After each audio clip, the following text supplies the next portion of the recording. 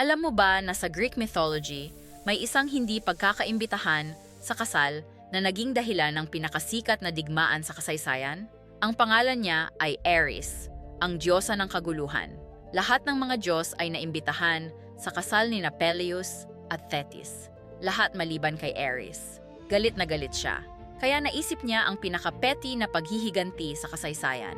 Pumunta siya sa kasalan at nagtapon ng gintong mansanas na may nakasulat na, "Para sa pinakamaganda." Biglang nag-away si Hera, Athena at Aphrodite. Lahat sila ay nag-claim na para sa kanila ang mansanas. Napilitan si Zeus na maghanap ng judge. Napili niya si Paris ng Troy. Bawat diyosa ay nag-offer ng bribe. Si Hera ay kapangyarihan. Si Athena ay karunungan. Si Aphrodite ay ang pinakamagandang babae sa mundo. Pinili ni Paris si Aphrodite. Ang babae, si Helen ng Sparta. Pero may problema. May asawa na si Helen. Nang kunin ni Paris si Helen, nagalit ang buong Greece.